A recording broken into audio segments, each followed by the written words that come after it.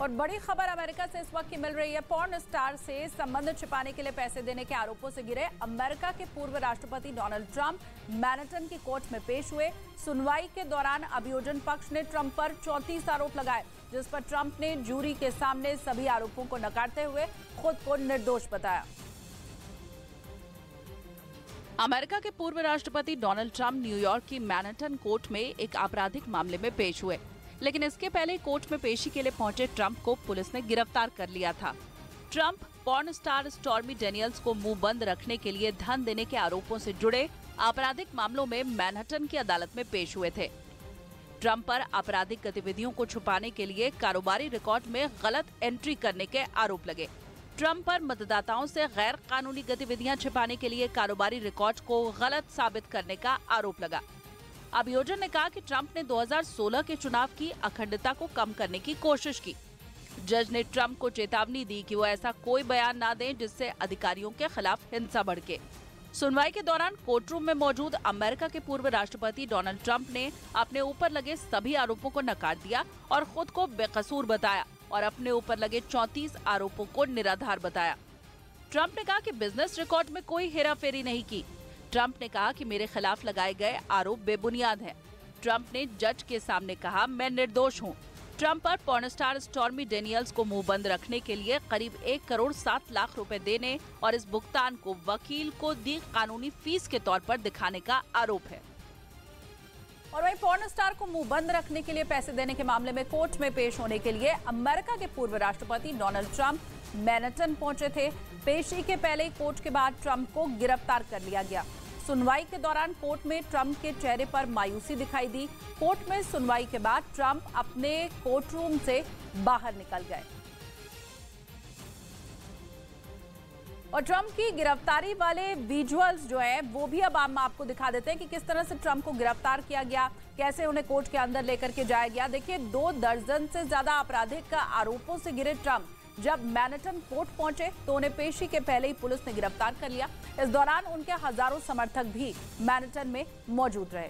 America के इतिहास में ये पहली बार है जब अमेरिका के पूर्व राष्ट्रपति को गिरफ्तार कर लिया गया हो।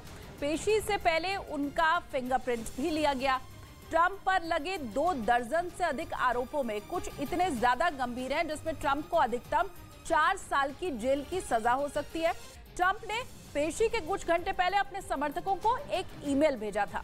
इसमें उन्होंने ये दावा किया था कि उनकी गिरफ्तारी के पहले का ये आखिरी ईमेल है।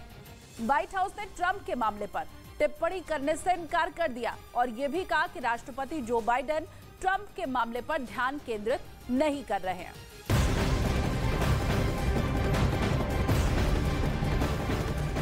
और इधर अमेरिका के पूर्व राष्ट्रपति डोनाल्ड ट्रंप ने कोर्ट में पेश होने के बाद सफाई दी। उन्होंने अपने ऊपर लगाए गए आरोपों को गलत बताया।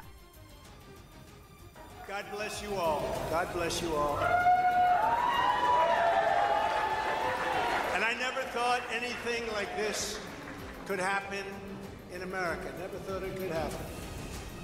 The only crime that I have committed is to fearlessly defend our nation from those who seek to destroy it. From the beginning, the Democrats spied on my campaign. Remember that? तो देखिए, आपको जैसा हमने बताया कि Manhattan court में आपराधिक मामले में जब ट्रंप सुनवाई के लिए पहुंचे तो उसी वक्त उन्हें गिरफ्तार कर लिया गया था। इसके पहले ट्रंप ने अपने समर्थकों के नाम एक ईमेल भेजा था, जिसे बाद में ट्रंप के हजारों समर्थक सड़क पर पहुंच गए। पूर्व अमेरिकी राष्ट्रपति डोनाल्ड ट्रंप को मैनहट्टन कोर्ट के बाहर से सरेंडर के बाद गिरफ्तार कर लिया गया। गिरफ्तारी से पहले पूर्व अमेरिकी राष्ट्रपति डोनाल्ड ट्रंप ने अपने सोशल प्लेटफॉर्म ट्रुथ पर पोस्ट कर कहा, लोअर मैनहट्टन कोर्ट हाउस की ओर बढ़ रहा हूँ। इतना असली लगता है। वाह, वो मुझे गिरफ्तार करने जा रहे हैं। विश्वास नहीं होता कि अमेरिका में ऐसा हो रहा है। डोनाल्ड ट्रंप पर 2016 के राष्ट्रपति पद के चुनाव के पहले अडल्ट फिल्मों की एक्ट्रेस को मुंह बंद रखने के लिए पैसे देने का आरोप है। ट्रंप के मैनहट्टन कोर्ट पहुंचने के पहले कोर्ट के पास सुरक्षा के कड़े इंतजाम किए गए थे। ट्रंप के खिलाफ पॉर्न स्टार केस में न्यूयॉर्क ग्रैंड जूरी ने आपराधिक केस चलाने को मंजूरी दी थी। वो अमेरिका के पहले पूर्व राष्ट्रपति हैं जो आपराधिक मामले की सुनवाई का सामना कर रहे हैं। डोनाल्ड ट्रंप ने अदालत में अपनी पेशी से कुछ घंटे पहले अपने समर्थकों को एक ईमेल भेजा था, जिसमें उन्होंने दावा किया कि ये उनकी गिरफ्तारी से पहले का आखिरी ईमेल है। इसमें उन्होंने कहा कि अमेरिका मार्क्सवादी तीसरी दुनिया का देश बनता जा रहा है। ट्रंप की गिरफ्तारी के खबर के बाद ट्रंप के घर और कोर्ट के बाहर ट्रंप के समर्थकों का हुजूम उमड़ पड़ा था। सड़कों पर ट्रंप के समर्थकों की भारी भीड़ को देखते हुए सुरक्षा के पुख्ता इंतजाम किए गए थे। अब ट्रंप के ऊपर लगा यह आपराधिक मामला दरअसल क्या था वो भी आपको बता देते हैं। देखिए 2006 में पॉर्न स्टार स्टॉर्मी डेनियल्स ने ट्रंप पर बिना सहमति से शारीरिक संबंध बनाने का आरोप लगा दिया। 2011 में स्टॉर्मी डेनियल्स ने एक मैगजीन को दिए इंटरव्यू में ट्रंप पर कई गंभीर आरोप लगाए, लेकिन मैगजीन पर दबाव में इंटरव्यू प्रकाशित नहीं करने का आरोप भी लगा। 2016 में अमेरिका में राष्ट्रपति चुनाव के ठीक पहले डेनियल्स को करीब 1.7 करोड़ रुपए दिए गए। डेनियल्स को ट्रंप के वकील ने ये पैसे दिए थे, लेकिन ट्रंप ने इसे वकील की फीस के तौर पर दर्शाया था। 2018 में ट्रंप के वकील को टैक्स चोरी के मामले में 3 साल की सजा हो गई थी और इसी दौरान वकील ने गवाही के वक्त डेनियल्स को पैसे देने की बात को कबूल कर लिया था। 2019 में मैनहट्टन अटॉर्नी ने ट्रंप के खिलाफ धोखाधड़ी की जांच की और ट्रंप पर लगे सभी आरोपों को उस वक्त सही पाया गया।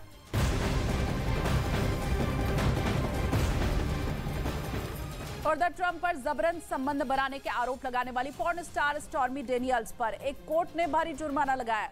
ब्लूमबर्ग की रिपोर्ट के मुताबिक डेनियल्स के खिलाफ ट्रंप ने 2018 में मानहानि का केस दायर किया था, जिस पर कोर्ट ने फैसला सुनाते हुए डेनियल्स पर करीब 1 करोड़ रुपए का जुर्माना लगाया है। पॉर्न स्टार डेनियल्स ये अर्जाना मानहानि के रूप में डोनाल्ड ट्रंप को देंगी। डेनियल्स ने ट्रंप के खिलाफ दायर मामले में धमकी दिए जाने के आरोप लगाए थे, जो कि झूठे पाए गए थे और केस खारिज कर दिया गया था।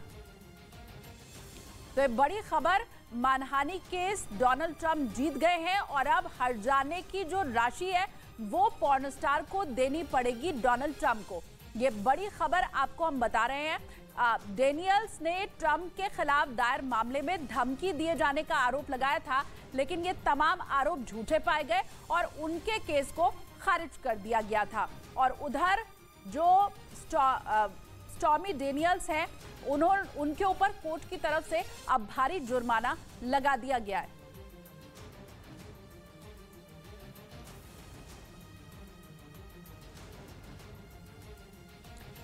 दरअसल ये पूरा मामला साल 2006 का है।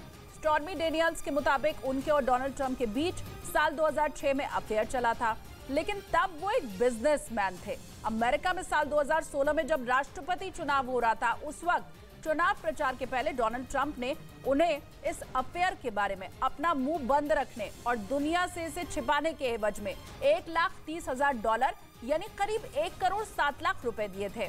अब पैसों के इस लेन देन के लिए बाकायदा कानूनी दस्तावेज के ऊपर करार भी किया गया था। लेकिन हैरानी की बात यह है कि इस करारनामे पर स्टॉर्मी डेनियल्स और डोनाल्ड ट्रंप दोनों के ही नाम बदल दिए गए। इस दस्तावेज पर स्टॉर्मी डेनियल्स का नाम पैगी पीटरसन और डोनाल्ड ट्रंप का नाम डेविड डेनिसन लिखा गया। इस करारनामे के मुताबिक पैसा मिलने के बाद स्टॉर्मी डेनियल्स डोनाल्ड ट्रंप के साथ अपने रिश्तों की बात किसी को नहीं बता सकती थी। स्टॉर्मी को यह पैसा डोनाल्ड ट्रंप के वकील माइकल कोहन ने एक प्राइवेट कंपनी के जरिए अपने अकाउंट से 17 अक्टूबर 2016 को दिए थे। साल 2011 में स्टॉर्मी डेनियल्स ने एक अमेरिकी मैगजीन टच को दिए एक इंटरव्यू में डोनाल्ड ट्रंप के साथ अपने अफेयर का पर्दाफाश कर सनसनी मचा दी थी। इस इंटरव्यू में स्टॉर्मी ने बताया था कि डोनाल्ड ट्रंप और उनके बीच करीब 1 साल तक रिश्ता रहा। स्टॉर्मी के मुताबिक दोनों के बीच ये अफेयर तब चला जब डोनाल्ड ट्रंप और उनकी पत्नी मेलेनिया का बेटा बैरन 4 महीने का था। स्टॉर्मी का कहना था कि दोनों की मुलाकात एक गोल्फ टूर्नामेंट के दौरान हुई थी। वहीं साल 2016 में अमेरिकी राष्ट्रपति चुनाव के कुछ हफ्ते पहले स्टॉर्मी डेनियल्स को इस अफेयर के बारे में अपना मुंह बंद रखने के एवज में करीब 1 करोड़ 7 लाख रुपए दिए गए थे। और 13 फरवरी 2018 को पहली बार राष्ट्रपति डोनाल्ड ट्रंप के वकील माइकल कोहन ने ये बात कबूल की थी कि उन्होंने ये पैसा स्टॉर्मी डेनियल्स को दिया था। तो डोनाल्ड ट्रंप खुद को निर्दोष बताते हुए दिखाई दिए। और ये भी आपको बताएं कि अमेरिका के पूर्व राष्ट्रपति डोनाल्ड ट्रंप ने कोर्ट में पेश होने के बाद सफाई भी दी।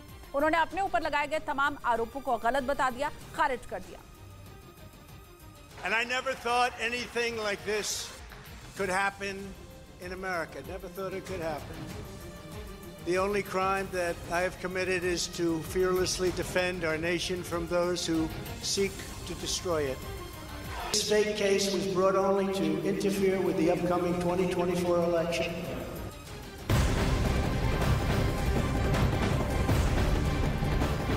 और बड़ी खबर पाकिस्तान से मिल रही है। पाकिस्तान में आतंकियों का निशाना बन रही पुलिस और चीन के नागरिकों के मामले में न्यूज 18 इंडिया के हाथ एक बहुत बड़ी खबर लगी है। न्यूज 18 को सूत्रों से एक्सक्लूसिव जानकारी मिली है कि पाकिस्तान ने चीन के एक नागरिक को आतंकवादी होने के शक में गिरफ्तार किया है। कि पाकिस्तान में रहने वाले चीन के नागरिकों पर हमले हो रहे हैं। हमलों का दावा टीटीपी कर रहा है। चीन पाकिस्तान को एक्शन लेने को कह रहा है और जब पाकिस्तान एक्शन लेता है तो अपने खैबर पख्तूनख्वा प्रांत से आतंकवादी होने के शक में चीन के ही नागरिक को गिरफ्तार कर लेता है। यानी कहने का मतलब यह कि पाकिस्तान जिस चीन को अपना जिगरी दोस्त बताता है, उसने अपने दोस्त को ही आतंकवादी बताकर उसके नागरिक पर हाथ डाल दिया। बताया गया कि चीन के नागरिक के पास बिना लाइसेंस की एक पिस्तौल और 14 कारतूस भी मिले। और तो और चीन के उस नागरिक के पास ट्रैवल डॉक्यूमेंट भी नहीं थे, इसलिए पाकिस्तान ने उसे गिरफ्तार कर लिया और उसे अदालत में पेश कर जेल भेज दिया गया। पाकिस्तान को चीन का वो नागरिक खैबर पख्तूनख्वा प्रांत के कोहाट जिले के दर्रा आदम खैल में मिला। पाकिस्तान के उत्तर पश्चिम में मौजूद खैबर पख्तूनख्वा प्रांत आतंकवाद का अड्डा बना हुआ है। वहाँ टीटीपी पाकिस्तान के सुरक्षा बल को बार बार टारगेट कर रहा है और चीन के कई नागरिक भी टीटीपी की हिट लिस्ट में हैं क्योंकि खैबर पख्तूनख्वा में चीन के कई इंफ्रास्ट्रक्चर प्रोजेक्ट चल रहे हैं। इस वजह से पाकिस्तान की सेना और खुफिया विभाग खैबर पख्तूनख्वा में आतंकियों की तलाश में अभियान चला रहा है। लेकिन इस सर्च ऑपरेशन में चीन का नागरिक ही पाकिस्तान के हत्थे चढ़ गया। अब सवाल यह कि क्या पाकिस्तान की कोशिश ये साबित करने की है कि चीन ने उसके यहाँ अपने आतंकवादी छोड़े हुए हैं जो पाकिस्तान की पुलिस और सेना को ही मार रहे हैं। इससे पहले खुद पाकिस्तान कह चुका है कि टीटीपी उसके सुरक्षा बल और उसके यहाँ रह रहे चीन के नागरिकों पर हमले कर रहा है, क्योंकि टीटीपी पिछले साल नवंबर में पाकिस्तान की सरकार के साथ किया गया सीज फायर एग्रीमेंट तोड़ चुका है। इसलिए पिछले महीने पाकिस्तान ने अपनी स्पेशल सिक्योरिटी यूनिट के 1,500 से ज्यादा जवान खैबर पख्तूनख्वा में डेवलपमेंट प्रोजेक्ट पर काम कर रहे चीन के नागरिकों की सुरक्षा में लगाए थे। लेकिन फिर भी पाकिस्तान टीटीपी के हमलों से निपट नहीं पा रहा। इसलिए इस बात का भी शक जताया जा रहा है कि पाकिस्तान आतंकी हमलों का ठीकरा चीन पर ही फोड़ना चाहता है। उधर इजराइल के यरूशलेम में मौजूद अल अक्सा मस्जिद में हिंसा भड़क गई। बताया गया कि इजरायली पुलिस के जवानों और मस्जिद में रुके कई फिलिस्तीनियों के बीच झड़प हो गई, जिसके बाद मस्जिद में जमकर बवाल हुआ। पुलिस ने अल अक्सा मस्जिद में रुके फिलिस्तीनियों को बाहर निकालने की काफी देर तक कोशिश की, लेकिन जब वो नहीं माने तो पुलिस जबरदस्ती अंदर घुस गई।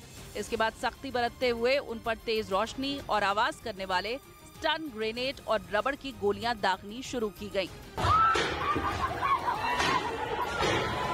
लेकिन फायरिंग शुरू होते ही वहां अफरा तफरी मच गई। लोग जान बचाकर इधर उधर भागते दिखाई दिए। मस्जिद का पूरा परिसर किसी जंग का मैदान जैसा नजर आने लगा और काफी देर तक वहां धमाकों की आवाज गूंजती रही।